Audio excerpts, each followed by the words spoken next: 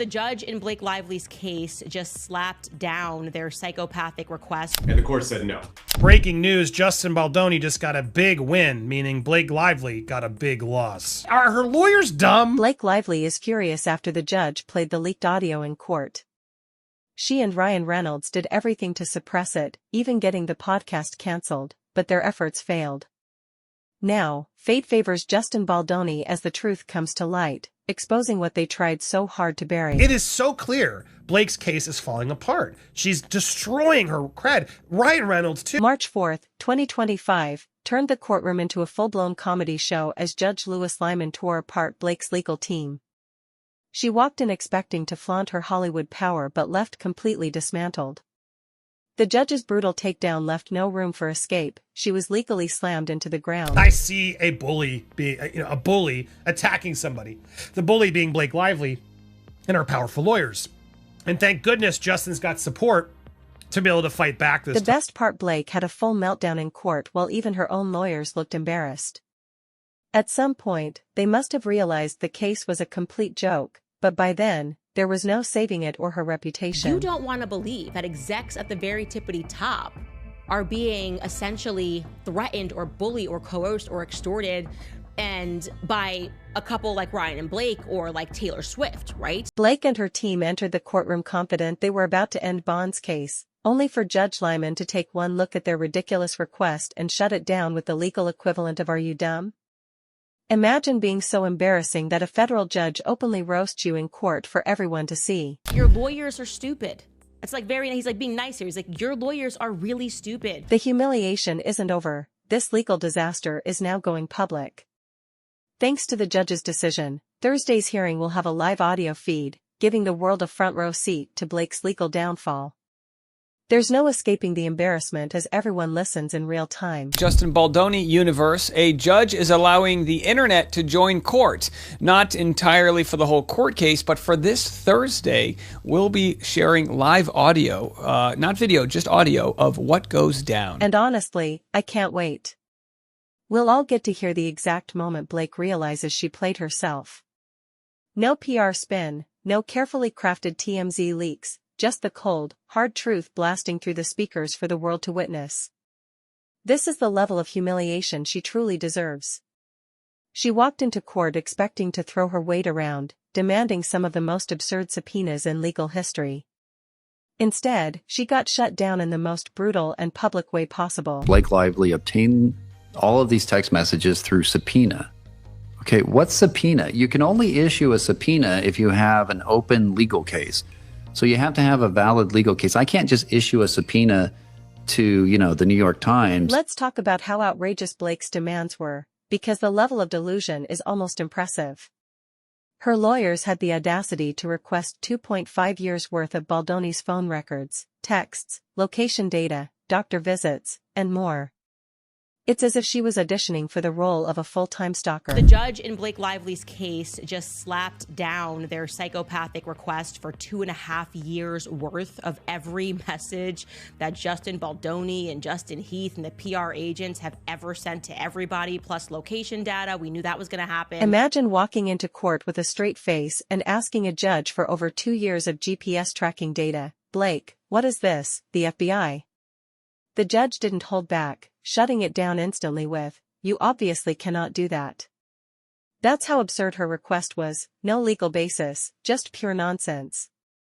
Judge Lyman saw right through it and torched it without a second thought. We have to distinguish between the two, what a standard court protective order is and what Blake Lively's team is asking for, which is an attorney's eyes only designation. Here's the thing, even if Baldoni had been running a smear campaign, spoiler, he wasn't. It supposedly began in August 2024.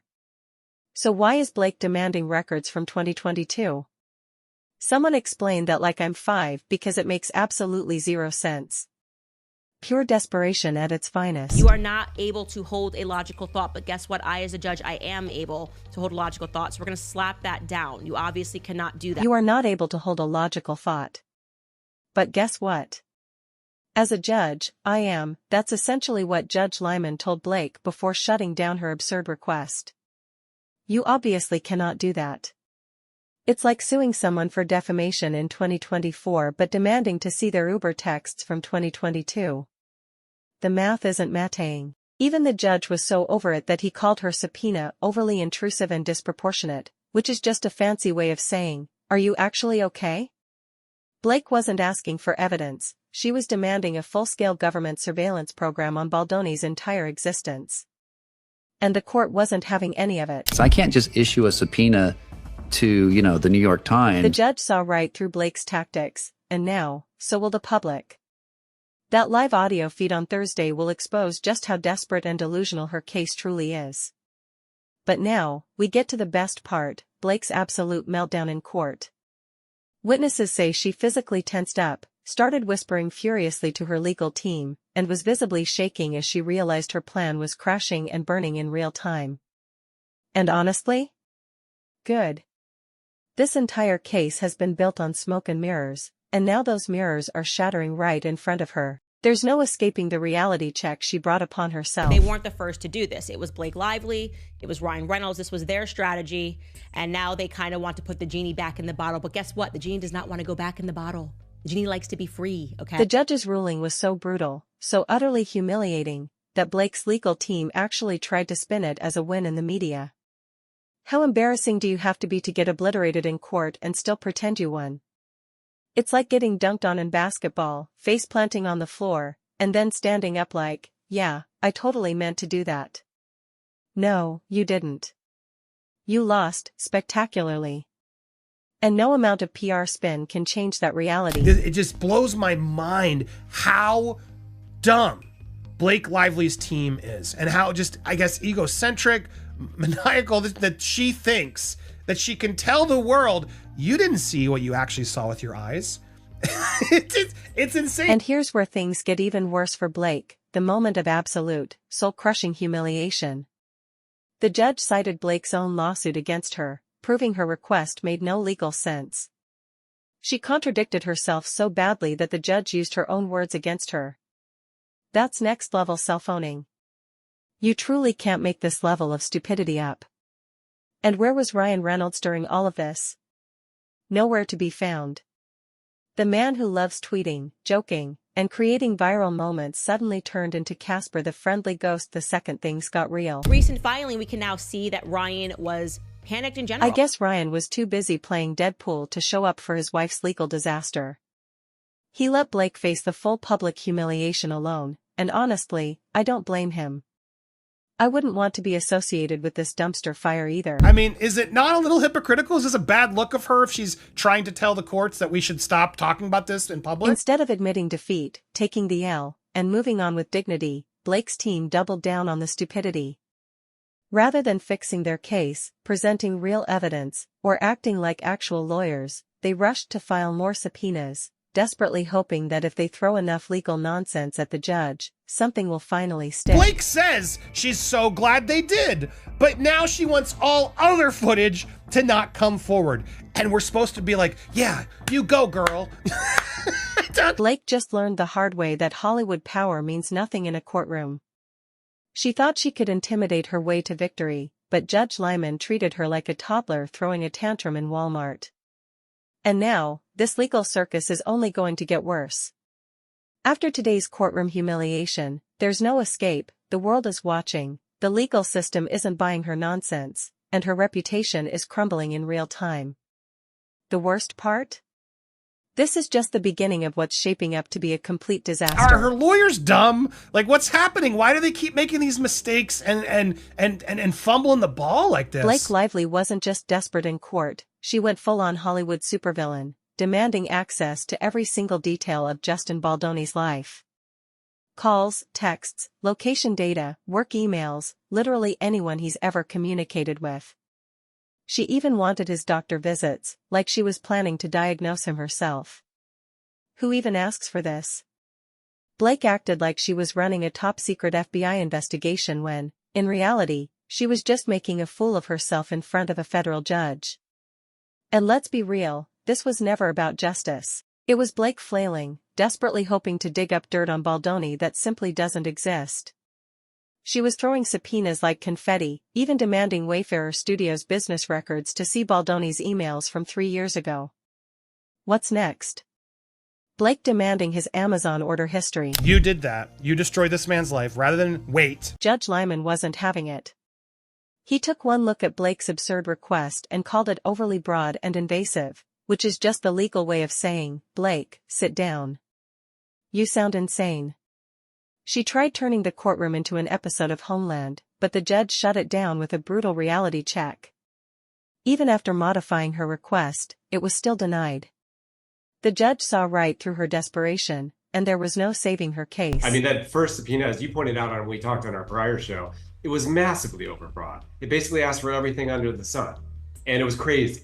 And it was never going to get granted in full. So I'm surprised they didn't back off and try to do a little more tailored at the beginning. And here's where it gets even funnier. The final ruling only granted Blake access to 4 months of records, not 2.5 years. Just August to December 2024.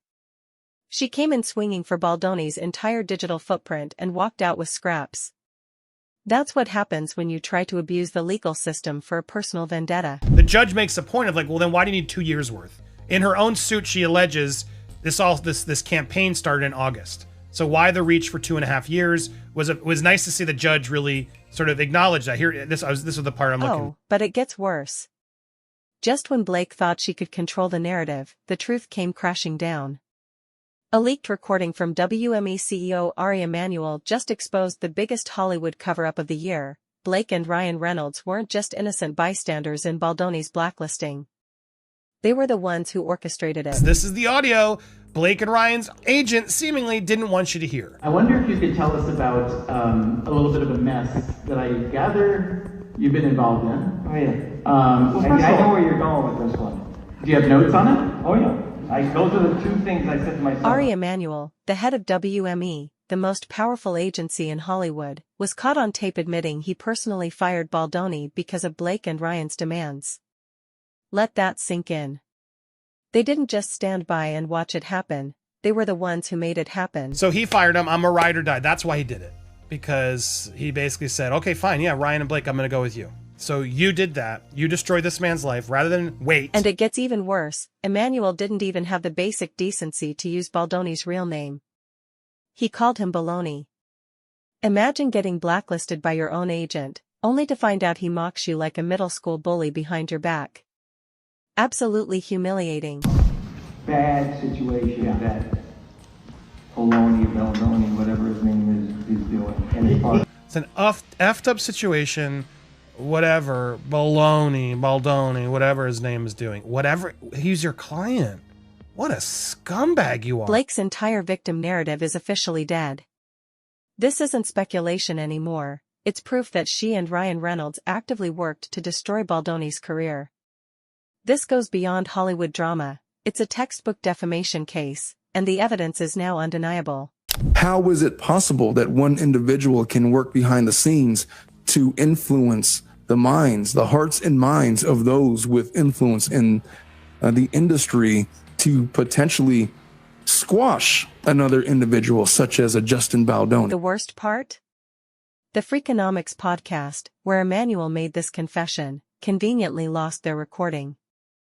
How suspicious is that? And then something odd happened. The podcast didn't get recorded. Neither the audio nor the YouTube video both just miraculously didn't get recorded. Blake knew this was bad. After the leak dropped, she went into full damage control mode.